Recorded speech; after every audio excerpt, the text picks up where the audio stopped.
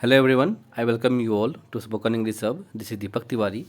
और इस वीडियो में हम लोग मौलिक अधिकार को जानने जा रहे हैं। मौलिक अधिकार यानी कि फंडामेंटल राइट्स, मूल अधिकार, मूलभूत अधिकार भी बोलते हैं इसे। यह हमारे संविधान के भाग 3 में है और इसका आर्टिकल है 12 से लेकर 35 तक। तो ये आर्टिकल्स इसमें हैं।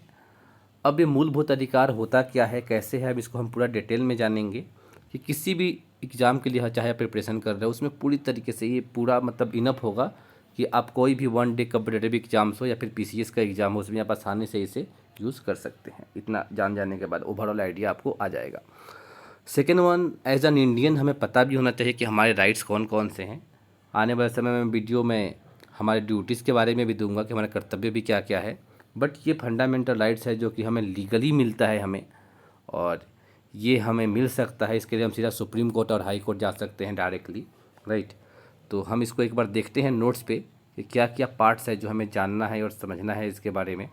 चलिए वहीं पे चलते हैं। तो यहाँ पे अपना नोट्स है। जैसा कि हमने जाना कि हमारे संविधान के भाग 3 में है ये, और इसका आर्टिकल 12 से लेकर 35 तक है ये। और जो हमारा फंडामेंटल राइट्स है ये हमें जन्म से ही मिल जाता है, जन्म लेते ही हमें मिल जाता है, चाहे हम किसी भी जाति के हों, धर्म के हों और भारत में कहीं भी निवास करने वाले हों, भारतीय हों। तो इसको हम फंडामेंटल राइट्स तो बोलते ही हैं, मूल अधिकार, मौलिक अधिकार और मूलभूत अधिकार भी इसे हम बोलते हैं। इसको हमने यूएसए के संविधान से लिया है। और इसका जो नाम है वो एक और नाम है जिसको बोलते हैं जैगना कारा। ऐसे जय 1 मिनट एक बार फिर से मैं लिखता हूँ। इसको बोलते हैं जैगना कारा। इसको मूलभूत अधिकार को जैगना कारा भी बोलते हैं, तो ये नाम भी आपको ध्यान रखना है, जैगना कारा। ठीक है, ये फ्रेंच भाषा का शब्द है जैगना कारा। तो इसको मूलभूत अधिकार बोलते हैं जो कि जीवन से ही हमें मिल जाता है। देखिए, जो मूलभूत अधिकार है इसको सबसे पहले इसके बारे में बात किया था नेहरू ने, और इसको उन्होंने पेश किया था, रिपोर्ट किया था। इस मूलभूत अधिकार को इसकी मांग किया था नेहरू ने 1928 में। और जो मूलभूत अधिकार है ये भीड़ को नहीं मिलती है, जनता को नहीं मिलती है या फिर किसी सरकार को नहीं मिलती है। ये अधिकार एक व्यक्ति को होता है, एक पर्सन को मिलता है, हर व्यक्तिगत इंसान को मिलता है ये। ठीक है, किसी संगठन को या फिर सरकार को ऐसा नहीं होता है ये।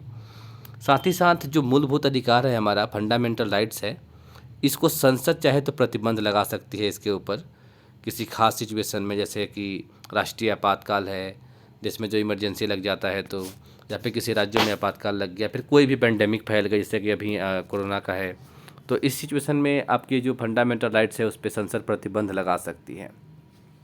और कुछ शॉर्ट पीरियड्स ऑफ टाइम के लिए राष्ट्रपति जी चाहें तो इसको निलंबित भी कर सकते हैं, राइट। जैसे कई बार हो चुका है ऐसे, तो राष्ट्रपति जी चाहें तो इसको निलंबित कर सकते हैं। लेकिन राष्ट्रपति जी कैसे करते हैं? मंत्रिमंडल के सलाह पे, मंत्रिमंडल के लिखित सलाह पे ही राष्ट्रपति जी इसको निलंबित करते हैं कुछ समय के लिए। और जो हमारा फंडामेंटल राइट्स है इसका रक्षक सुप्रीम कोर्ट और हाई कोर्ट दोनों ही हैं। तो इसके मेन रक्षक सुप्रीम कोर्ट, हाई कोर्ट दोनों को बनाया गया है इसके रक्षक, राइट। अगर आपके फंडामेंटल राइट्स का हनन होता है तो आप सीधे सीधे सुप्रीम कोर्ट पहुंच सकते हैं, और दोनों कोर्ट का यहाँ पे काम है इस तरह से करना। अब देखिए, इसको तो हमने यूएसए से कॉपी किया और वहाँ से लेके हमने देश में लगाया। अब देखिए, जो फंडामेंटल राइट्स है शुरुआत में 7 हुआ करते थे। जब संविधान बन के तैयार हुआ था अपना तो शुरुआत में 7 हुआ करते थे। अभी कितने हो गए हैं? 6 हो गए हैं। ये 6 कौन कौन से हैं बेसिक हम देख लेते हैं, फिर आर्टिकल वाइज हम पूरा देखेंगे। 12 से 35 तक हम पूरा देखेंगे अभी। तो यहाँ पे हम एक ओवरऑल व्यू देख लेते हैं कि हमारे फंडामेंटल राइट्स है कौन कौन से। पहला है समानता का अधिकार, समता या समानता का अधिकार, बात देखिए, राइट टू इक्वलिटी बोलते हैं। आर्टिकल 14 से 18 तक है ये। दूसरा है स्वतंत्रता का अधिकार, 19 to 22 आर्टिकल्स हैं इसके। अगला है शोषण के विरुद्ध अधिकार, आर्टिकल 23 और 24 है। अगला है धार्मिक स्वतंत्रता का अधिकार, और इसका आर्टिकल 25 और से 28 तक है। और इसके बाद है संस्कृति एवं शिक्षा संबंधी अधिकार, जो आर्टिकल 29 से 30 तक है।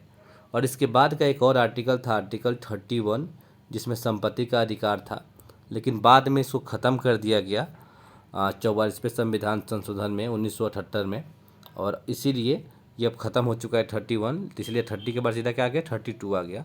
और 32वें में है संवैधानिक उपचारों का अधिकार, जो कि जिसे भीमराव अम्बेडकर ने संविधान की आत्मा कहा था, राइट। यही मेन आर्टिकल है जिसकी वजह से हमारे सारे फंडामेंटल राइट्स जो है बने हुए हैं। ठीक है, ये सबसे ज़्यादा इम्पोर्टेंट आर्टिकल है। चलिए अब नोट्स पे चलते हैं, फिर नोट्स पे देखते हैं आगे। तो हमने यहाँ तक तो देख ही लिया था, यहाँ किसका है कि वाद योग्य है, और यहाँ तक हमने ऊपर सब मेन चीज़ें देख ली। अब हम देखते हैं आर्टिकल वाइज है इसमें। आर्टिकल 12, सबसे पहले आर्टिकल 12 से 35 तक है, हमें पता ही है, तो हम एक नंबर से देखते हैं। आर्टिकल 12 में मुख्य रूप से परिभाषा दी गई है कि फंडामेंटल राइट्स क्या होते हैं, मूलभूत अधिकार होते क्या हैं, और इसको किस तरह से लागू करना है, क्या क्या करना है, इसकी मतलब मूलभूत की परिभाषा दी गई है इसकी। ठीक है, इसका परिभाषा क्या है उसको बताया गया है आर्टिकल 12 में। फिर आर्टिकल 13 में बताया गया है कि कोई भी ऐसा कानून जो पहले से है, जो फंडामेंटल राइट्स को, मूल अधिकार को तोड़ता है या उसका हनन करता है या उसके खिलाफ है, उसके साथ नहीं मिलता जुलता है, राइट, मतलब उसको खिलाफ उसका हनन कर रहा है, ठीक है, तो उस मूलभूत अधिकार को प्रभावित कर रहा है किसी भी तरीके से, तो उसको ख़त्म कर दिया जाएगा। ठीक है, उसका अल्पीकरण कर दिया जाएगा। ठीक है, तो उसी बात को यहाँ पे बताया गया है कि अल्पीकरण कर दिया जाएगा, मतलब उस कानून को ख़त्म ही कर दिया जाएगा। दूसरा है, ये भी बोला गया है कि आने वाले समय में कोई भी कानून ऐसा नहीं बनाया जाएगा जो इसका हनन करे, मूलभूत अधिकार के प्रभावित करे। असंगत कानून अगर कोई भी ऐसा होगा तो वो भी ख़त्म कर दिया जाएगा आने वाले भविष्य में, और अभी भी ऐसा ही होता है। तो ये आर्टिकल 13 में बता दिया गया है यहाँ पे। अब पहला नंबर का अपना आता है 14 से 18 तक, जिसमें हमने जाना था। इसमें है समानता का अधिकार, यानी कि समता का अधिकार भी इसको बोलते हैं, राइट टू इक्वलिटी, राइट। तो हम इसे देखते हैं। देखिए यहाँ पे आर्टिकल 14 से 18 तक है, इसी को बोलते हैं। तो सबसे पहले हम आर्टिकल 14 देखते हैं। इसमें क्या है, इसमें बताया गया है कि कानून के समक्ष समानता, इक्वलिटी बिफोर लॉ, ये है, और ये सबके लिए बराबर बताया गया है। यह, और ये हमने लिया है आर्टिकल यूके से, यानी कि यूनाइटेड किंगडम से, ब्रिटेन से, और वहीं पे ये है। तो यहाँ ये हमने ब्रिटेन से लिया हुआ है, और वहाँ के कानून में ये चीज़ें हैं कि समानता जो है कानून की सबके लिए बराबर है वहाँ पे। लेकिन जो कानून का समान संरक्षण है, अगर ऐसा क्वेश्चन अब कहीं आपको देखने को मिलता है तो वो ध्यान रखना है, यूएसए से लिया गया है। कानून का समान संरक्षण ये हमने यूएसए से लिया है। राष्ट्रपति या राज्यपाल पे लागू नहीं होता कि कानून की समानता, उनके लिए कानून अलग से है। लेकिन राष्ट्रपति पे कुछ भी अगर लगेगा तो आर्टिकल 71 का वहाँ पे प्रयोग किया जाता है, राइट। आर्टिकल 71 जो है सुप्रीम कोर्ट में जाता है, और कोई भी केस होता है राष्ट्रपति के चुनाव में कुछ गड़बड़ी ऐसा होता है तो राष्ट्रपति जी देखते हैं। राज्यपाल का कुछ ऐसा है तो यहाँ पे है राज्यपाल को लेकर, राइट। तो यहाँ पे हो गया। आर्टिकल 15 के बारे में देखते हैं अब। आर्टिकल 15 यहाँ पे है। आर्टिकल 15 में बताया गया है कि आप किसी भी तरीके से भेदभाव नहीं कर सकते, राइट। भेदभाव से आपको रोका गया है कि आप भेदभाव नहीं कर सकते, और मेन 5 आधारों पे बोला गया है कि आपको भेदभाव नहीं करना है, जैसे जाति के आधार पे, धर्म के आधार पे, जन्म स्थान के आधार पे, लिंग के आधार पे, या फिर वंश के आधार पे। इस पे आधार पे आप किसी भी तरीके से किसी को भेदभाव नहीं कर सकते। लेकिन साथ ही साथ ये भी कहा गया है कि पॉजिटिव डिस्क्रिमिनेशन हो सकता है, सकारात्मक भेदभाव आपसे की जा सकती है। जैसे कि मान लीजिए कि कोई काम है, और जहाँ पे कुछ टफ काम है, जहाँ मुश्किल काम है, उसके लिए क्या प्रेफर किए जाते हैं, मैन को। कोई भी हेवी काम है वहाँ पुरुषों को लगा दिया जाएगा, और जो काम थोड़ा सा आसानी वाला होगा वो महिलाओं को मुख्य रूप से दिया जाएगा। ये सरकारी नौकरी की बात हो रही है, प्राइवेट की बात नहीं हो रही है। प्राइवेट वाले तो जैसे भी करना होता है वैसे वो करते हैं, राइट। लेकिन ये यहाँ पे बताया गया है, ये आर्टिकल 15 में है। तो मैं इसमें ध्यान रखा, भेदभाव नहीं कर सकते, इन 5 के आधार पर ही बताया गया आर्टिकल 15 में। अगला है आर्टिकल 16। ये कहता है कि लोक नियोजन में समानता। इसका मतलब ये है कि इक्वलिटी ऑफ अपॉर्चुनिटी, यानी कि समानता, मतलब लोग जब भी सरकारी नौकरी होती है उसमें समानता दी जाएगी। लेकिन साथ में ये भी कह दिया गया है कि 3 आधार पे के भेदभाव किया जा सकता है, जाति के आधार पे, लिंग के आधार पे, और जन्म स्थान के आधार पे आपसे भेदभाव किया जा सकता है। ये बात यहाँ पे बताई गई है। इसका मतलब क्या है, देखिए, मान लीजिए कुछ जाति एससी और एसटी कम्युनिटी में आती हैं, तो उन पे तो भेदभाव करना पड़ेगा। महिला को और पुरुषों को दोनों के लिए, जैसे मान लीजिए कि एक डिफेंस का एग्ज़ाम है, राइट, एक रनिंग करनी है, तो महिलाओं के लिए टाइमिंग, कुड और बाकी सब चीज़ें अलग होती है, पुरुषों के लिए अलग होती है। तो यहाँ पे इक्वलिटी कोई बोले तो यहाँ पे नहीं किया सकता, हाइट भी इनकी अलग ली जाती है, पुरुषों से तुलना नहीं की जा सकती। और जन्म स्थान, जैसे कुछ लोग होते हैं पहाड़ी इलाकों से या फिर नॉर्थ ईस्ट के राज्यों से, राइट, तो उनकी जो हाइट होती है वो आम रूप से कम होती है जनरली, लेकिन किसी किसी की ज़्यादा होती है वो बात अलग है। लेकिन मुख्यतः क्या होती है कि वहाँ के लोगों की जो हाइट है वो कम होती है, इसीलिए इन लोगों को यहाँ पे छूट दी जाती है एक अलग तरह स्पेशल तरीके से। तो यहाँ पे भी क्या होगा, यहाँ पे भी इनको छूट दी जा सकती है, इसलिए बोला गया है कि इसमें एक्सेप्शंस है, इस मामलों में इनको छूट दी जा सकती है। तो रिजर्वेशन वगैरह बाकी सब चीज़ें जो है SC ST OBC इन सब का इसी के थ्रू तो होता है, जाति के आधार पर जो एक्सेप्शंस दिया गया है। इसके बाद हम देखते हैं आर्टिकल 17। आर्टिकल 17 में है अस्पृश्यता का अंत। अस्पृश्यता यानी कि अछूत, छुआछूत, अनटचबिलिटी, राइट, इसको ख़त्म कर दिया गया आर्टिकल 17 के द्वारा। और इसके लिए 2 बार कानून लाया गया, 1955 में भी लाया गया, 1989 में भी लाया गया। हालांकि अगर देखा जाए तो छुआछूत आज भी चलता है, आज भी बहुत सारी जगहों पे है, राइट, लेकिन काफ़ी हद तक कम तो हुआ है, ये बात मानना पड़ेगा। शहरों में कम देखने को मिलता है, लेकिन गांव के इलाकों में आज भी ज़्यादा है, मैंने पर्सनली इसे देखा है। तो इसे रोकने के लिए 2 बार कानून लाया गया था, 1955 में, 1989 में। और जो अछूत है वो एक तरीके से अपराध है, ये बात यहाँ पे बताई गई है। ठीक है, आगे देखते हैं। अगला है आर्टिकल 18। इसमें किया गया है उपाधियों का अंत, यानी कि एबोलिशन ऑफ टाइटल्स। उपाधियों का अंत कर दिया गया है, ये आप कोई भी विदेशी उपाधि को आप नहीं लेंगे, लेकिन राष्ट्रीय जो आपको अवार्ड दिए जा रहे हैं, राष्ट्रीय पुरस्कार दिए जा रहे हैं, उसमें आप कर सकते हैं। साथ ही साथ शिक्षा से जुड़ा हुआ या आर्मी से जुड़ा हुआ अगर कोई उपाधि आपके पास है तो वो अपने पास आप रख सकते हैं। जैसे मान लें कि मैंने PhD कर लिया तो मैं अपने नाम के साथ डॉक्टर लगा सकता हूँ डेफिनेटली, राइट। अगर कोई आर्मी में ऑफिसर है तो अपने आप को बोल सकता है कि ब्रिगेडियर, मेजर, राइट, कुछ भी, सेना नायक, जो भी है, मतलब वो अपने नाम के साथ तो लगा सकते हैं, उनके लिए अलाउ है। जैसे कुछ पहले थे ना, जैसे सर की उपाधि अंग्रेजों से मिलती थी, नाइटहुड की, महाराज को ये लोग अपने देश में अपने आप घोषित कर रखे थे, राय की उपाधि, ये ज़्यादातर अंग्रेजी देते थे, राय बहादुर की उपाधि। और कोई भी विदेशी उपाधि आप नहीं ले सकते, लेकिन अगर राष्ट्रपति जी अनुमति दे देते हैं तो राष्ट्रपति से स्पेशल परमिशन लेने के बाद में आप चाहें तो कोई भी विदेशी उपाधि को भी ले सकते हैं, वो आपको अलाउ कर दिया जाएगा, लेकिन पहले राष्ट्रपति से आपको विशेष अनुमति लेनी पड़ेगी। दूसरा है आर्टिकल 19। आर्टिकल 19 का मतलब होता है कि ये संविधान में सबसे इम्पॉर्टेंट आर्टिकल, राइट। तो पहला तो ख़त्म हो गया ना, 14 से 18 समानता का अधिकार, यहाँ पे शुरू हो जाता है 2 नंबर 19 से 22, जो है कि बोलने की स्वतंत्रता, फ्रीडम ऑफ स्पीच है यहाँ पे, ठीक है।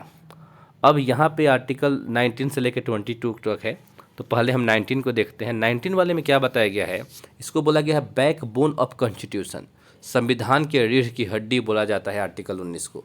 क्यों, ऐसा क्या है इसमें, अभी देखते हैं। यहाँ पे देखिए, आर्टिकल 19 में बताया गया है कि हमें 6 तरीके से आज़ादी मिलती है अभी, हालांकि 7 तरीके शुरुआत में था, सभा बनाने की, संगठन की, संरचना मतलब कहीं भी घूमने की, कहीं भी निवास करने की, संपत्ति रखने की और व्यापार करने की, राइट, और एक बोलने की भी आज़ादी थी।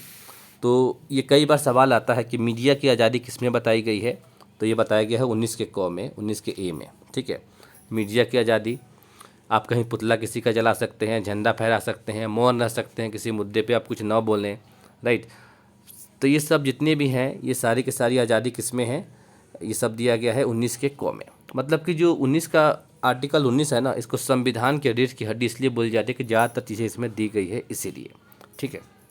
अब देखिए, सबसे पहला हमारे पास क्या है, सबसे पहला है बोलने की आज़ादी, और इसी में दिया हुआ है मीडिया की आज़ादी, पुतला फूकना, RTI कानून भी इसी के थ्रू ही आता है, राइट टू इन्फॉर्मेशन, राइट, जो 2005 में लागू हुआ था। तो ये सब चीज़ें 19 के क में है, ठीक है। यहाँ तक झंडा फहराने की भी आज़ादी इसी के थ्रू है। दूसरा है 19 के 2 में, यहाँ पे 2 नंबर में सभा बनाने की, असेंबल करने की, राइट, असेंबली करने की, तो असेंबल आप कर सकते हैं यहाँ पे, तो ये सभा करने की आज़ादी 2 नंबर में है। फिर तीसरे नंबर पे क्या है, तीसरे नंबर पे संगठन बनाने की, यानी कि एसोसिएशन, कोई भी एसोसिएशन बना सकते हैं आप, तो ये बताया गया है तीसरे नंबर में। चौथा है संचरण। संचरण का मतलब है फ्रीली मूव, कहीं भी आप आसानी से आ जा सकते हैं, देश में कहीं भी घूम सकते हैं। अब इसका मतलब ये नहीं कि आप किसी के घर में घुस जाएंगे या फिर आर्मी का रिस्ट्रिक्टेड एरिया है वहाँ चले जाएंगे, ऐसा कुछ नहीं है। मतलब जहाँ पे आम रूप से जाने की अलाउ है किसी राज्य में आने की जाने की, तो एज अ इंडियन आपको नहीं रोका जाएगा, ठीक है। आप कहीं भी आ सकते हैं, जा सकते हैं। इसमें कॉमन सेंस का यूज़ करना, इसका मतलब ये नहीं कि आप किसी भी मुद्दे पे सभा बनाना, इसका मतलब ये नहीं होगा कि आप किसी भी चीज़ का सभा करेंगे, देश को कैसे तोड़ना है। जैसा जेएनयू में कुछ दिन पहले लग रहा था ना नारे कि भारत तेरे देश देश और देश, ऐसा कुछ लाइन आ रहा था, राइट। तो इस तरह का नहीं, संगठन आप कुछ भी नहीं कर सकते, कुछ इस तरह से आप चीज़ें नहीं कर सकते, ठीक है। इस सब का आप ध्यान रखना है। और कहीं भी आप संचरण कर सकते हैं, फ्रीली मूव कर सकते हैं। फिर कहीं भी आप निवास कर सकते हैं, राइट। किसी भी तरह पे आप रेसिडेंस बना सकते हैं, सेटल हो सकते हैं किसी भी तरीके जगह पे। ये 6ठा नंबर संपत्ति का अधिकार अब ये ख़त्म कर दिया गया है, अब ये नहीं है, राइट। इसको आम लोग तो आपसे नहीं छीनेंगे, लेकिन सरकार आपसे छीन सकती है। लेकिन ये जितने भी आर्टिकल्स हम पढ़ेंगे ना, इसमें कोई भी सरकार आपसे नहीं छीन सकती जितना है। इसीलिए 19 का 6 नंबर जो संपत्ति वाला अधिकार है, इसको हटा दिया गया है, अब ये नहीं है। और 7वां है व्यापार करने की, कोई भी ऑक्यूपेशन आप अपना सकते हैं, कोई भी प्रोफेशन को आप अपना सकते हैं, राइट। लेकिन ऐसा नहीं कि आप कुछ भी बेचने का मतलब अफीम बेचना शुरू कर दिया आपने, चरस ड्रग्स बेचना शुरू कर दिया आपने, गोला बारूद बेचना शुरू कर दिया, नहीं। ऐसे जो लीगली है, कानूनी मतलब सही है, वो आप कर सकते हैं, कोई भी व्यक्ति कर सकता है उस चीज़ को, ये अलाउ किया गया है इसमें, ठीक है। चलिए आगे देखते हैं अब आर्टिकल 20। इसके बाद आर्टिकल 20 में क्या है, दोष सिद्धि से संरक्षण। दोष सिद्धि संरक्षण से मतलब क्या है कि प्रोटेक्शन फ्रॉम कन्विक्शन।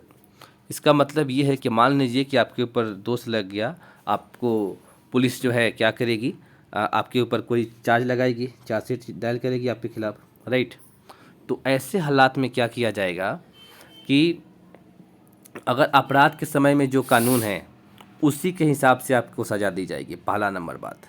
दूसरा, आपको खुद के खिलाफ गवाही देने के लिए मजबूर नहीं किया जाएगा कि आप खुद के खिलाफ गवाही दें। अगर आप गवाही देंगे भी तो उसको नहीं माना जाएगा, क्योंकि खुद के खिलाफ गवाही देना नहीं माना जाएगा कोर्ट में। कोई ना कोई उसका विक्टिम मतलब गवाह होना चाहिए। तीसरा है यहाँ पे जो एक अपराधी की एक सज़ा, यानी सॉरी माफ़ करना, एक अपराध की एक सज़ा। कोई भी अगर आपने गलती किया है तो उसकी सज़ा एक ही बार दी जाएगी, उसकी सज़ा बार बार नहीं दी जाएगी। जैसे मान लीजिए कि एक व्यक्ति ने 4 लोगों की हत्या कर दिया, तो चारों लोगों के लिए अलग अलग सज़ा दी जाएगी। ऐसा नहीं कि 4 लोगों की सज़ा मतलब एक ही बार में दे दिया जाएगा, ऐसा कुछ नहीं है। चारों व्यक्ति के लिए जो सज़ा होगी अलग अलग तरीके से होगी, ठीक है। लेकिन ऐसा नहीं कि आज आपको सज़ा दे दी गया, 10 साल के बाद आप आज़ाद हो गए, फिर दोबारा से आपको उसी के लिए मतलब सज़ा सुनाई जाएगी, या फिर केस आपका फिर से ओपन हो जाएगा कि नहीं उस समय सज़ा कम दिया गया था, अब ज़्यादा दिया जाएगा। नहीं, ऐसा कुछ नहीं कर सकते, ऐसा नहीं हो सकता, ठीक है। ये बात आपको ध्यान रखना है, तो ये बात आपको ध्यान रखनी है। वैसे एक बात शायद मैं बताना भूल गया आर्टिकल 19 के बारे में, कि जो मीडिया है ना, इसको आज़ादी तो दी गई है, लेकिन साथ में इसको कुछ रिस्ट्रिक्शंस भी लगाया गया है, हम आगे पढ़ने वाले हैं। जैसे मीडिया है, इसको ऐसा आज़ादी नहीं है कि कुछ भी कर दें, ठीक है। मीडिया वालों के लिए कहा गया है कि आप ऐसा कुछ न्यूज़ नहीं दिखाओगे, ऐसा नहीं करोगे जिससे हमारी एकता पे कुछ मतलब खतरा आ जाए, हमारी सुरक्षा में कोई दिक्कत हो जाए। अब कोई आपने देख लिया कि इसरो यहाँ पे मिसाइल लॉन्च कर रहा है, फिर भारत में खुफिया बेस एजेंसी ऐसे काम करे, तो उसको आप दिखा दो, ऐसा नहीं कर सकते। ऐसा नहीं कि लोग की भावनाएं भड़क जाए, ठीक है। आप ऐसा काम नहीं करोगे जो मॉडली गलत है। कोर्ट ने कोई जो फैसला दे दिया है तो कोर्ट के फैसले के खिलाफ आप बात नहीं करोगे। कुछ ऐसा आप नहीं करोगे जिससे विदेशी संबंध प्रभावित हो जाए, ठीक है। तो इन सबको ध्यान रखना है कि आज़ादी मिला है तो इसका मतलब नहीं कि कुछ भी इसको करेंगे, कुछ जगह पर इनको रिस्ट्रिक्शंस लगाया गया है। ये आने वाले आर्टिकल्स में हालांकि हम पढ़ने वाले हैं इसको, ठीक है। चलिए आगे देखते हैं। हम जो 20 वाला कर रहे थे, 20 वाला तो हो ही गया, आर्टिकल 20 वाला ये हमने कर लिया, ठीक है।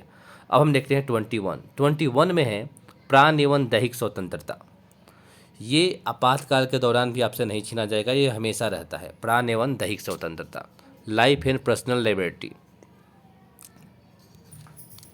तो ये बात ध्यान रखना है। अब इसमें क्या है कि लाइफ एंड पर्सनल लिबर्टी में कि 3 तरह से 4 तरह से चीज़ें हमें इसमें मेन बताई गई है। पहला ये कि पर्यावरण को नुकसान नहीं पहुंचाना है, पर्यावरण का हमें ख्याल रखना है। दूसरा है कि आत्महत्या की कोशिश आप नहीं कर सकते, क्योंकि आप देश के संपत्ति हैं। अगर आपने आत्महत्या की कोशिश की, अगर आप सफल हो गए फिर तो हो ही गए, लेकिन अगर आप बच गए तो फिर आपको जेल हो सकती है कि आपने आत्महत्या की कोशिश क्यों की, आत्महत्या करने की, ठीक है। इस पर आपको जेल हो सकती है, क्योंकि आप यहाँ पे मौलिक अधिकार के खिलाफ जा रहे हैं, आप देश के संपत्ति हैं। अगला है कि बिना हेलमेट के बाइक चला रहे हैं, कुछ भी ऐसा कर रहे हैं, तो उस समय भी आपके ऊपर जो फाइन लगता है इसी वजह से लगता है। सार्वजनिक जगह पे आप शराब पी रहे हैं, धूम्रपान करके कुछ ऐसा कर रहे हैं जिससे कि बाकी लोगों को सेहत को नुकसान पहुंच रहा है, उस हालात में भी आपके ऊपर एक्शन लिया जा सकता है। ये सब इसी के थ्रू है, आर्टिकल 21 के थ्रू ही है। और लोगों के स्वास्थ्य का जो है ख्याल रखा जाएगा, राइट। तो ये सब आर्टिकल्स इसी के थ्रू है, आर्टिकल 21 के थ्रू ही हैं। अब कुछ चीज़ें इसमें मिलती है कि मान लीजिए कि आप एकांत में रहना चाहते हैं, अकेले में, या फिर विदेश यात्रा में जाना चाहते हैं, तो ये सब आर्टिकल 21 के थ्रू ही मिलता है। आपकी जो प्राइवेसी है, निजता का अधिकार, ये सब इसी के थ्रू मिलता है। मान लीजिए कि एक व्यक्ति है और उसके मोबाइल का पासवर्ड है, बच्चा ही है, अगर उसके फादर उससे उसका पासवर्ड जानना चाहते हैं, बच्चा नहीं बता रहा है, तो लीगली वो उन्हें नहीं बता सकता। हालांकि मोरली बताना पड़ेगा, वो अलग बात है, लेकिन लीगली अगर वो चाहे तो उसे नहीं बताएगा। पति पत्नी है, अगर उनके पास एक मोबाइल फ़ोन है और पति के पास ही है, पत्नी पूछ रही है उसका पासवर्ड, अगर पति नहीं बता रहा है तो वो किसी भी तरीके से उनके ऊपर ये नहीं कर सकते कि आपको बताना ही पड़ेगा, या फिर कंपल्सरी कुछ ऐसा नहीं कर सकती। ये कंपल्सरी नहीं है कि बताए वो, राइट। ये डिपेंड करता है कि वो बताए या ना बताए। हालांकि उन दोनों में से रिश्ता ख़राब हो जाएगा, वो उनका पर्सनल हो सकता है, लेकिन कानूनी रूप से उनका है कि वो अपनी प्राइवेसी को बनाए रख सकते हैं, वो नहीं बता सकते किसी को, राइट। तो इस तरह से इसमें मिलता है। कई बार आप देखते होंगे कुछ लोग ऐसे होते हैं जो चोरी डकैती या कुछ ऐसा किए होते हैं, तो उन लोगों को एक काला कपड़ा दे दिया जाता है मुंह ढकने के लिए, तो वो सब इसी के थ्रू मिला होता है, आर्टिकल 21 के थ्रू ही, ठीक है। इसके बाद है एडल्ट्री। एडल्ट्री का मतलब कि आपकी शादी कर सकते हैं, तलाक कर सकते हैं, इस तरह की चीज़ें जो कर सकते हैं, तो ये सब भी आपको बताया गया इसी के थ्रू। तो तलाक का जो आईपीसी की धारा है वो 497 है, ये सब चीज़ें इसमें बताई गई है। तो ये सब चीज़ें हो जाएगा आर्टिकल 21 में। अब यहाँ पे आपको आ गया 21 का क। 21 के क में बताया गया है राइट टू एजुकेशन। ये शुरुआत हमारे मूल संविधान का भाग नहीं है, इसको संशोधन करके लाया गया था। इसको सन 2002 में लाया गया था, 86वां संविधान संशोधन में, राइट। और फिर इसको लागू किया गया था। एक्चुअली आर्टिकल 45 है ना, वहाँ पे बोला गया है कि इस राज्य कोशिश करेगा कि 6 से 14 साल के बच्चों को जो प्राथमिक शिक्षा है वो फ्री में दिया जाए। तो ये इसमें बताया गया, आर्टिकल 45 में आगे जानेंगे। लेकिन वो क्या है, राज्य के नीति निर्देशक तत्व हैं, यानी कि DPSP, directive principle of state, तो वहाँ पे इसको बताया गया है। तो सरकार के पास इतनी चीज़ें थी नहीं, लेकिन सरकार के पास जैसे जैसे चीज़ें आएगी उसमें पूरा करना है, बहुत सारा चीज़ है, वो हम भाग 4 में जानेंगे। तो यही आर्टिकल 45 में बताया गया था, 45 में, और उसी को फिर लागू किया गया सन 2002 में। उस समय अटल बिहारी वाजपेयी जी प्रधानमंत्री थे, तो संविधान में संशोधन किया गया 86 नंबर का, और उसके थ्रू आर्टिकल 21 का क जोड़ा गया। इसके थ्रू क्या हो गया कि शिक्षा का अधिकार, राइट टू एजुकेशन आ गया, कि 6 से 14 साल के बच्चों को प्राथमिक शिक्षा मुफ्त में दी जाएगी, और ये सब करने की जिम्मेवारी सरकार की है, ठीक है। दूसरा है कि यहाँ तक 21 हो गया, 21 खत्म हो गया यहाँ पे। अब हम 22 नंबर देखते हैं। यह है गिरफ्तारी से संरक्षण, प्रोटेक्शन अगेंस्ट अरेस्ट।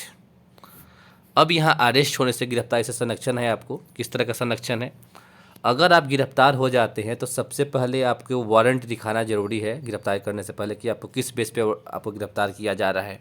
दूसरा, अगर आप गिरफ्तार हो गए तो 24 घंटे में कोर्ट के सामने आपको पेश करना जरूरी होता है। अब आने जाने का रास्ते का टाइम नहीं देखा जाता है। सपोज देखिए आपका जेल यहाँ पे है और बीच में काफ़ी दूरी तय करने के बाद यहाँ पे न्यायालय है, ठीक है, और ये रास्ता है बीच में, तो ये नहीं होगा कि आपका आने जाने का टाइम मिला कर 24 घंटा है, नहीं। मेन जो हवालात में आपको ला के रखा जाएगा, तो यहाँ का जो टाइम है 24 घंटे ही होना चाहिए, उससे ज़्यादा नहीं। बीच में अगर छुट्टी है, कोई हॉलीडे है, संडे है, या फिर 2 अक्टूबर है, या कुछ भी ऐसा है जिसमें छुट्टी का दिन है, तो उस समय का टाइम नहीं गिना जाएगा, उस समय आपको लॉकर में ही रखा जाएगा। लेकिन 24 घंटे से ज़्यादा आपको लॉकर में नहीं रखा जाएगा। इससे ज़्यादा होता है तो आप सीधा सुप्रीम कोर्ट में और हाई कोर्ट में अपने वकील से केस करवा सकते हैं। अगला है वकील। आपको अपने मनपसंद का वकील ढूंढने का, चुनने का पूरे तरीके से आज़ादी है। इससे आपको मनपसंद की जो आपके वकील है वो मिलेंगे। अगर आप उतना फ़ी नहीं दे सकते तो आपको सरकारी वकील मुहैया कराया जाएगा। ये सब भी इसमें प्रावधान है कि सरकारी वकील आपको दिया जाएगा अगर इस तरह से वकील आपको नहीं मिलते हैं तो, ठीक है। तो यहाँ पे ये आर्टिकल 22 भी हो गया। तो दूसरा नंबर का भी हमारा अधिकार 19 से 22 तक था, ये पूरा हो गया 19 से 22 तक, ठीक है। अब हम आगे देखते हैं 23। इसके बारे में कुछ चीज़ें हम समझ लेते हैं। देखिए, एक तो होता है कि आपको वारंट वगैरह दे के चीज़ें की जाएगी, लेकिन कुछ कानून ऐसे हैं जो कि इससे कोई मतलब नहीं रखते, इनसे कोई मतलब लेना देना नहीं है इनको बोलते हैं प्रिवेंटिव डिटेंशन।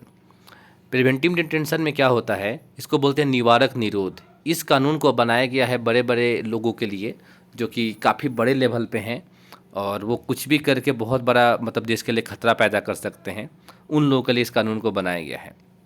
तो इसमें होता क्या है कि बिना वारंट के 3 महीने तक आपको जेल में रखा जा सकता है, सबसे पहले। दूसरा, अगर बाकी सुरक्षा विभाग कहते हैं कि नहीं इसको और ज़्यादा दिन तक रखो वरना दिक्कत हो सकता है, तो उस सलाह पे आपको और आगे ज़्यादा दिन रखा जा सकता है। या फिर आपको नज़रबंद किया जा सकता है। नज़रबंद का मतलब है होम अरेस्ट किया जा सकता है, आपको घर में ही रखा जाएगा। सामाजिक लोगों से आपको मिलने जुलने नहीं दिया जाएगा, टेलीफोन फोन कहीं भी आप कर नहीं सकते, बात नहीं कर सकते, ये सब चीज़ से आपको दूर कर दिया जाता है, लोगों से मतलब दूर कर दिया जाता है आपको, राइट। और तीसरा है सामाजिक सुरक्षा के लिए इसका प्रयोग किया जाता है, ठीक है। तो ये सब बात आपको ध्यान रखनी है इसके बारे में। ये निवारक निरोध कुछ कानून है, इनको मैं एक बार कुछ एक दिखा देता हूँ मैं आपको। तो यहाँ पे कुछ एक चीज़ें हैं, यहाँ पे आप देख सकते हैं कि जो निवारक निरोध अधिनियम है ये आर्टिकल 22 के 4 में रखा गया है। इसमें व्यक्ति को सजा करने से पहले ही अपराध करने मतलब सॉरी माफ़ करना, सजा नहीं, अपराध करने से पहले ही उसको रोकने के लिए इसको किया जाता है। और क्या क्या चीज़ें उस सब हमने बताया था कि पुलिस जो है शक के आधार पे 3 महीने तक आपको गिरफ्तार कर सकती है या फिर नज़रबंद कर सकती है, आगे भी बढ़ा सकती है, जिसको मैंने बता दिया था, ठीक है। आपको होटल में हो, आवास में हो या किसी भी जेल में हो, वहाँ पर आपको कैद करके रखा जा सकता है। सबसे पहले निवारक निरोध जो अधिनियम आया था 1950 में आया था, राइट। और इसको 31 दिसंबर 1972 को समाप्त कर दिया गया था। दूसरा आया था Misa, maintenance of internal security, right, security act 1971 में लाया गया था, किंतु इसका बहुत मिसयूज़ हुआ और फिर 1978 में इसे फिर से समाप्त कर दिया गया था, राइट। इसके बाद फिर से आया था राष्ट्रीय सुरक्षा कानून रासुका, और 1980 में लाया गया था और अभी तक लागू है, ये अभी भी लागू है रासुका। और ये वर्तमान में क्या है, सबसे खतरनाक कानून है। इसके तहत पुलिस इनकाउंटर भी कर सकती है या कर देती है, राइट। अगला है Tada, right, terrorist and destructive activity. इसको 1985 में लाया गया था और आतंकवादी के विरुद्ध से लाया जाता था, आतंकवादियों के लिए। और इसका दुरुपयोग भी होने लगा तो 23 मई 1995 को इसे ख़त्म भी कर दिया गया था, राइट। फिर पोटा आया था एक। पोटा क्या था? पोटा था कि प्रोटेक्शन ऑफ टेररिस्ट एक्ट, इसमें आतंकवादियों के लिए इसको लाया गया था और 2001 में शुरू किया गया, 2004 में इसे ख़त्म कर दिया गया। तो ये कुछ अपने आर्टिकल्स ऐसे थे, मतलब कुछ ऐसे कानून हैं जो कि आर्टिकल 22 के थ्रू ही हैं, लेकिन ये कुछ अलग तरीके से, स्पेशल तरीके से इसको लागू किया जाता है। उम्मीद करता हूँ कि आपको ये बात समझ में आ गई होगी। अब हम आगे बढ़ते हैं और आगे देखते हैं, वह है इंट्रोगेशन। क्या क्या होता है पुलिस कार्रवाई में, इसको हम एक बार समझ लेते हैं। पहला है इंट्रोगेशन। इंट्रोगेशन में होता है नॉर्मल पूछताछ, और ये आपको बुलाया जाता है थाने पे। इसका मतलब आपके ऊपर कोई केस नहीं है, कुछ ऐसा नहीं है, नॉर्मल तरीके से आपको बुलाया जाता है। इंट्रोगेशन का मतलब है नॉर्मल तरीके से आपको बुलाना, पूछताछ करना किसी भी तरीके से, वो इंट्रोगेशन होता है। अगला होता है कस्टडी। आपको कस्टडी में लिया जा सकता है किसी भी कहीं आप मान सपोज कीजिए कि आप क्या कर रहे हैं, एग्जांपल के लिए कि आप किसी धरना प्रदर्शन में हैं, आप कहीं पर रोड जाम में हैं, किसी भी तरह से इस तरह की एक्टिविटी में हैं, वहाँ पे आपको कस्टडी में लिया जाएगा, कुछ समय तक रखा जाएगा, फिर से आपको छोड़ दिया जाएगा, राइट। तो 8-10 घंटे 12 घंटे, एक दिन तक भी रख सकते हैं लगभग, इसमें कुछ ज़्यादा नहीं होता है। तक कस्टडी भी एक नॉर्मल तरीके से होता है। फिर इसके बाद अरेस्ट किया जाता है, ये गिरफ्तारी होती है। गिरफ्तारी क्या होती है कि यहाँ पे गिरफ्तार करने में 24 घंटे के बाद आपको कोर्ट में पेश करना पड़ता है, लेकिन गिरफ्तारी होती है तो ये बड़े मामलों में होती है। कोई आपने किसी का मर्डर कर दिया, किसी का पिटाई बहुत ज़्यादा कर दिया, कहीं पे कुछ भी मतलब कुछ बड़ा सा आपने कुछ गलत कर दिया, उस सिचुएशन में होती है और ये केस बनता है। तो यहाँ से केस बनना शुरू हो जाता है। फिर इसके बाद आपको पुलिस जो है ले जाती है कोर्ट में और फिर जज के सामने पेश करती है। वहाँ पे जितना अगर सबूत है तो फिर सबूत के आधार पे आपको आगे कुछ किया जाता है, वरना फिर आपको जुडिशियल रिमांड पे जेल भेज दिया जाता है।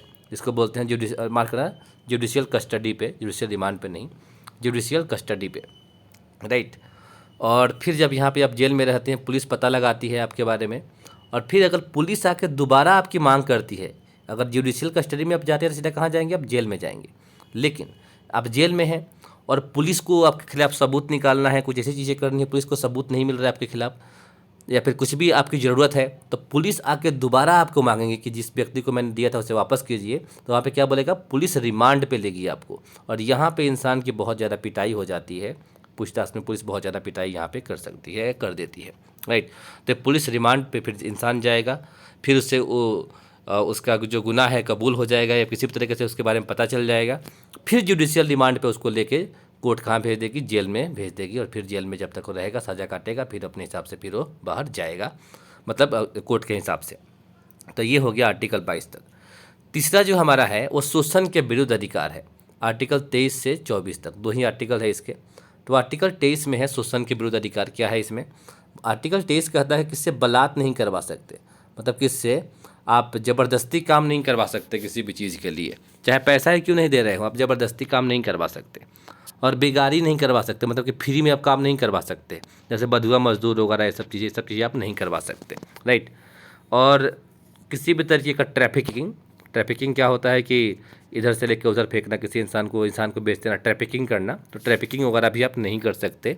ये सब कोई करता है तो उसके खिलाफ कार्रवाई हो जाएगी, राइट। तो ये सब चीज़ें क्या है, ये सब आर्टिकल 23 के थ्रू ही आती है कि ये सब चीज़ों को बैन कर दिया गया है। लेकिन अगर राष्ट्रहित की बात है, राष्ट्रीय सुरक्षा की बात है, तो राष्ट्रहित में सुरक्षा के लिए आपसे बलात् भी करवाई जा सकती है, ज़बरदस्ती काम भी करवाई जा सकती है, और ज़रूरत पड़ी तो आपसे फ्री में भी काम करवाई जा सकती है। किस लिए? राष्ट्र की सुरक्षा के लिए, देश की सुरक्षा के लिए काम आपसे करवाई जा सकती है। आगे है आर्टिकल 24। आर्टिकल 24 में कहता है कि बाल नियोजन पर प्रतिबंध, मतलब छोटे बच्चे हैं उनको हम काम पे बड़े बड़े फैक्ट्रियों में नहीं लगा सकते, जो बच्चे 14 साल से कम उम्र के हैं। तो बोला गया है कि 14 साल से कम उम्र के बच्चों को किसी भी खतरनाक काम में नहीं लगवाना है, राइट। जैसे कि माइन हो गया, खुदाई हो गई कोयले का, किसी तरह का खनन हो गया, कोई पटाखा फैक्ट्री हो गया, जैसे बहुत जगह पे है, यूपी में कई जगह पे हैं, इवन इसके सिवाय पंजाब में भी हैं, तमिलनाडु में तो बहुत बड़ा है, वहाँ पे कोई भी ज्वलनशील पदार्थ है उसकी तरह की फैक्ट्री में हम किसी भी तरह से काम पे नहीं लगा सकते किसी भी बच्चे को, छोटे बच्चे को 14 साल से कम।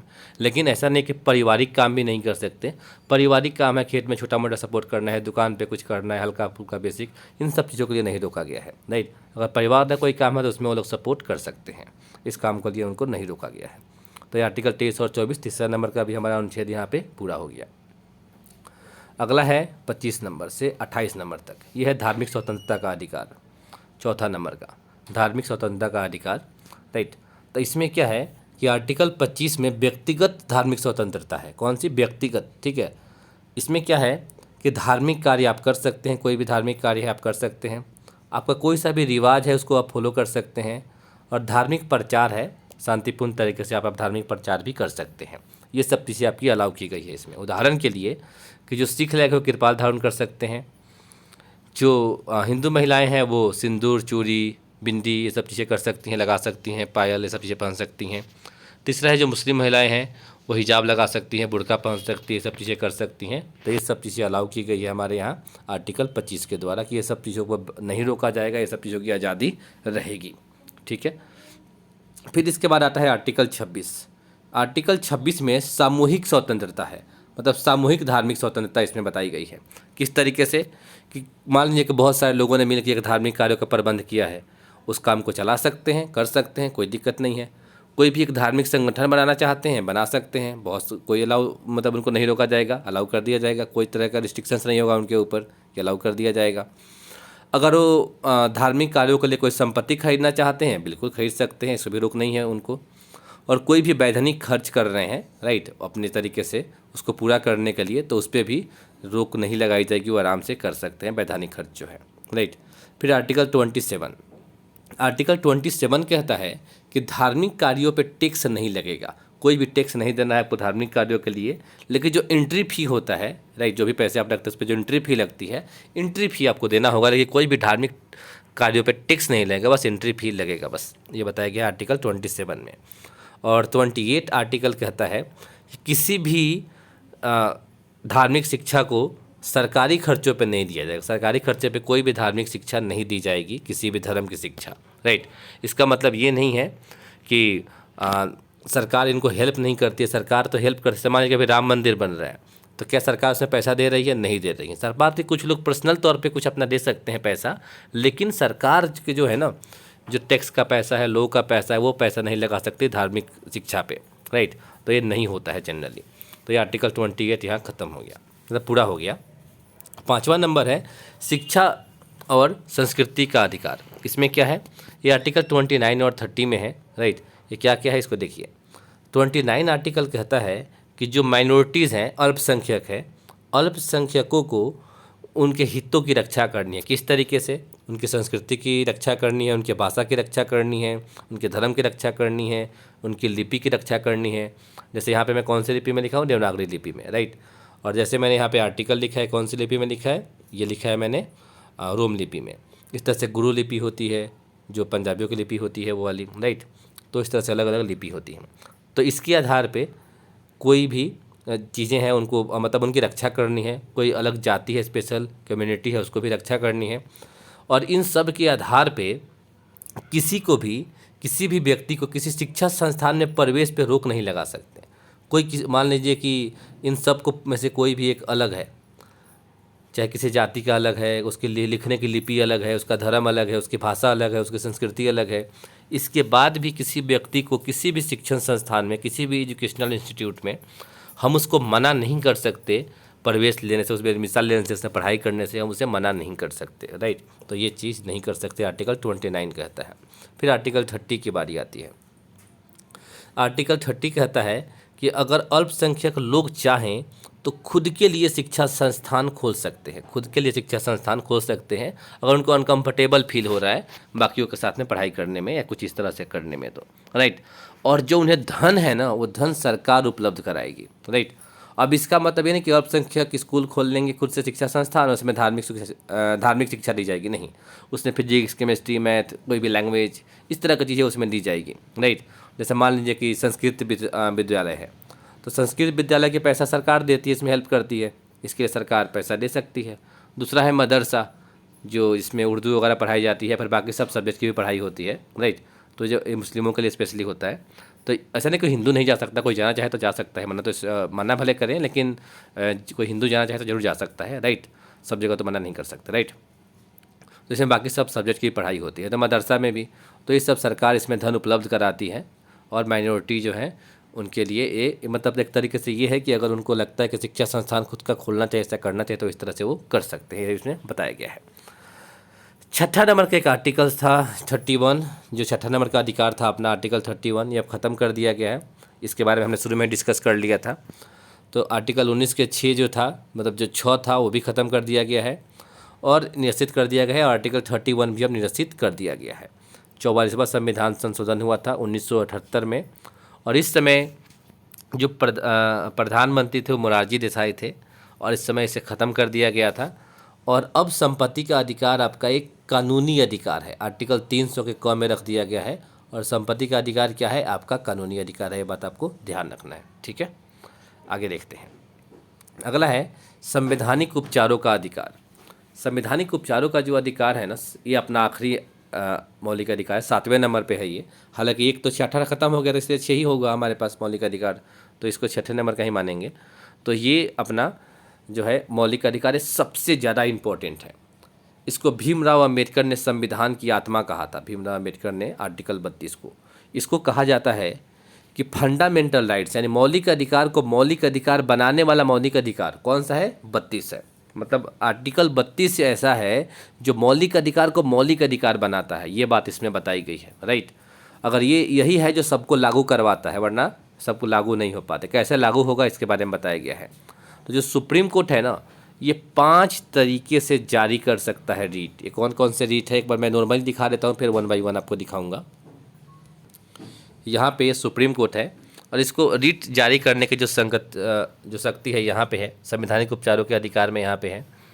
एक कर सकता है हबियस कर्पस, राइट, हबियस कर्पस, बंदी प्रत्यक्षीकरण, फिर परमादेश, राइट, जिसको बोलते हैं मंडामस। तीसरा है प्रतिषेध करने के लिए, जिसको बोलते हैं प्रोहिबिशन। और फिर है अधिकार परीक्षा, जिसको बोलते हैं कोवारेंटो। और फिर 5वां नंबर है सर्च्योरी। मतलब इस तरह से यहाँ पे आपको देखेंगे 5 तरीके से आपको रीट जारी करता है कोर्ट मौलिक अधिकार को बचाने के लिए, मौलिक अधिकार को मतलब बचा के रखने के लिए। ठीक है, मुख्य रूप से इसमें जो है बंदी प्रत्यक्षीकरण और परमादेश काफ़ी इंपॉर्टेंट है। राइट, तो चलिए उसको देखते हैं। तो सुप्रीम कोर्ट ही मुख्य रूप से जारी करता है। हाई कोर्ट के जारी करने के लिए उनको आर्टिकल 226 में दिया गया है, तो ये बात यहाँ पे हमने लिख लिया है। तो पहला जो है सुप्रीम कोर्ट 5 तरीके से रीट जारी करता है। सुप्रीम कोर्ट कितने प्रकार से? 5 प्रकार से। और एक सिर्फ आपको ये पूछ के ना आपसे क्वेश्चन आ जाता है कि बंदी प्रत्यक्षीकरण में क्या बताया गया है।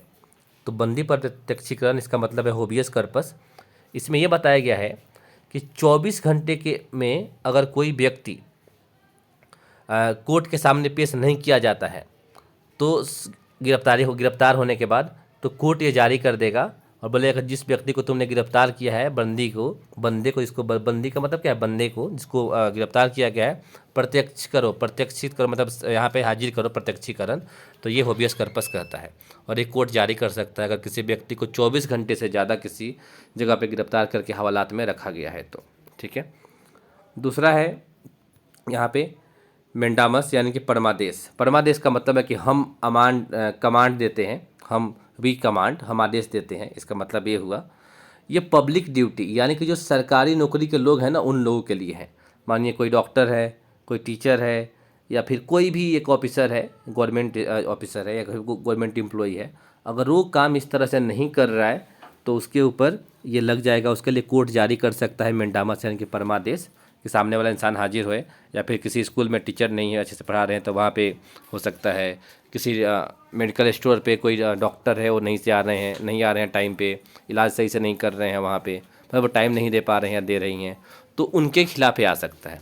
मेन ये है ना कि परमादेश को जारी किया जाता है किसी सरकारी व्यक्ति के सरकारी एम्प्लॉई को उनके काम को याद दिलाने कि तुम्हारा एक काम है इसको करो, इसके लिए कोर्ट जारी कर सकती है। ये हाई कोर्ट, सुप्रीम कोर्ट दोनों में से कोई भी जारी कर सकता है। तीसरा है इसमें एक बात कि राष्ट्रपति और राज्यपाल पे लागू नहीं होता है क्योंकि दोनों के पास अपनी अपनी शक्ति होती है। राष्ट्रपति के पास आर्टिकल 72 में शक्ति होती है कि खुद की सज़ा को माफ़ कर लें या किसी की भी सज़ा माफ़ कर सकते हैं, और राज्यपाल आर्टिकल 161 के थ्रू किसी की भी सज़ा माफ़ कर सकते हैं। तो राज्यपाल का यहाँ पे होता है। राइट, तीसरा है कोवरेंटो का मतलब होता है अधिकार परीक्षा।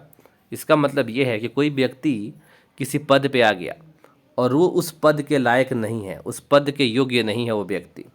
ऐसे सिचुएशन में क्या होता है कि कोर्ट इसे जारी कर देगा। कोवरेंटो अधिकार परीक्षा बोलेगा ये व्यक्ति किस अधिकार से इस जगह पे इस पद पे बैठा हुआ है, इसके बारे में जांच करो। राइट, तो कोई भी अधिकारी बिना योग्यता के कुछ पद को संभाल लेता है, उस सिचुएशन में कोर्ट इसे जारी करती है। अगला है प्रोहिबिशन का मतलब है प्रतिषेध, to stop, to forbid. Stay order आपने सुना होगा कि स्टे ऑर्डर कोर्ट से आ गया है कि मतलब किसी चीज़ को रोक लगा देना अचानक से। कि जनरली जो हायर कोर्ट होती है ना, ऊपर की कोर्ट होती है ना, वो लोअर कोर्ट के लिए लाती है। जैसे सुप्रीम कोर्ट है, डिस्ट्रिक्ट कोर्ट के किसी फैसले पे चाहे तो लगा सकता है, या हाई कोर्ट के किसी फैसले पे चाहे तो लगा सकता है। राइट, लेकिन हाई कोर्ट चाहे तो सिर्फ डिस्ट्रिक्ट कोर्ट पे ही लगा सकता है। डिस्ट्रिक्ट कोर्ट के नीचे कोई कोर्ट तो होता नहीं कि किसी को लगाएगा। तो जनरली ये होता है कि जो ऊपर की कोर्ट होती है, ऊपर लेवल की कोर्ट का लेवल क्या है? सुप्रीम कोर्ट है, फिर हाई कोर्ट है उससे नीचे अलग अलग राज्यों में, और फिर उसके ऊपर डिस्ट्रिक्ट कोर्ट है। तो सुप्रीम कोर्ट अपना है दिल्ली में है, हाई कोर्ट इंडिया का 25 राज्यों में है, डिस्ट्रिक्ट कोर्ट लगभग हर जिले में होती है। राइट, इंडिया का हर राज्य के हर जिले में लगभग है। तो इस तरीके से यहाँ पे ये है कि जो ऊपर की कोर्ट होती है नीचे के कोर्ट पे लगाती है, इसको बोलते हैं प्रोहिबिशन। सुप्रीम कोर्ट और हाई कोर्ट इसको यूज़ करती है। अगला है यहाँ पे कि इसके बारे में 5वां नंबर जिसको बोलते हैं उत्प्रेषण, जिसको बोलते हैं कोर्सियोरेरी। और यहाँ पे क्या है कि कोई मान लीजिए कि सुप्रीम कोर्ट ने कोई फैसला आया गया और डिस्ट्रिक्ट कोर्ट ने कुछ फैसला सुना दिया या हाई कोर्ट ने कोई फैसला सुना दिया है, उस फैसले को जो हायर कोर्ट है, ऊपरी कोर्ट है, वो निचली कोर्ट के फैसले को बदल सकती है। किसका यूज़ करके? उत्प्रेषण का यूज़ करके, इस 5वें नंबर के रीट का यूज़ करके। ठीक है, एक तरह से एक शक्ति होती है कि ये जारी कर देंगे तो करना ही होगा, मानना ही होगा। अगर प्रधानमंत्री या राष्ट्रपति के खिलाफ भी कुछ, प्रधानमंत्री के खिलाफ भी कुछ लाते हैं ना, तो इसको मानना पड़ेगा, ये पूरा होगा। ठीक है, इसको पूरा करना ही पड़ता है। तो ये generally supreme court high court के फैसले को बदलने के लिए करता है, और हाई कोर्ट जो है डिस्ट्रिक्ट कोर्ट के फैसले को बदलने के लिए इसका यूज़ करता है। तो इस तरह से इसका यूज़ होता है, ठीक है। उसके फैसले को या तो सुप्रीम कोर्ट हाई कोर्ट बदल देंगे नीचे वाले कोर्ट का, ऊपर की कोर्ट बदल देगी, या फिर उसके फैसले को पलट देगी, कुछ और फैसला दे देगी। तो ये दोनों करने का जो है फैसला करने की जो शक्ति होती है ऊपर के कोर्ट को होता है। तो कोर्ट का लेयर क्या है, सबसे ऊंचा होता है सुप्रीम कोर्ट, सुप्रीम कोर्ट के नीचे फिर आपको मिलेगा हाई कोर्ट, और हाई कोर्ट के नीचे होता है डिस्ट्रिक्ट कोर्ट। तो ऊपर वाली कोर्ट ये चाहेगी सुप्रीम कोर्ट तो हाई कोर्ट के फैसले को भी कर सकती है, डिस्ट्रिक्ट कोर्ट के फैसले को भी कर सकती है, लेकिन हाई कोर्ट किससे करेगा, सिर्फ डिस्ट्रिक्ट कोर्ट का। क्या डिस्ट्रिक्ट कोर्ट किससे करेगा, नहीं, इसके नीचे कोई कोर्ट नहीं है। तो ये इस तरह से फैसले को बदल सकते हैं, राइट। आगे देखते हैं आर्टिकल 33।